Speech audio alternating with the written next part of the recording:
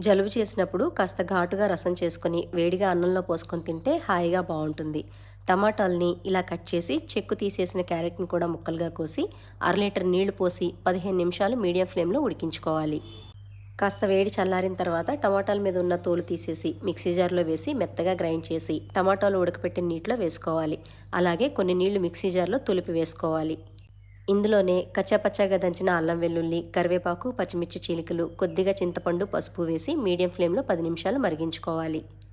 ఇప్పుడు ప్యాన్‌లో ఒక స్పూను జీలకర్ర, ఒక స్పూను ధనియాలు, కొద్దిగా మెంతులు, ఒక స్పూను మిరియాలు, ఒక దాల్చిన చెక్క, ఒక యాలుక, 2 లవంగాలు, కొద్దిగా కరివేపాకు వేసి దోరగా వేయించి రోట్లో లేదా మిక్సీ జార్‌లో ఇలా కచ్చాపచ్చాగా దంచుకోవాలి. రసం ఇలా మరుగుతూ ఉండగా మీ రుచికి తగ్గ ఉప్పు, చిన్న బెల్లం ముక్క, దంచుకున్న రసం పొడి 2 స్పూన్లు వేసి మరో 5 నిమిషాలు మరిగించి కొత్తిమీర వేసి స్టవ్ ఆఫ్ చేసేసేయాలి. చివరిగా పోపు వేసి రసంలో కలిపేస్తే సరిపోతుంది.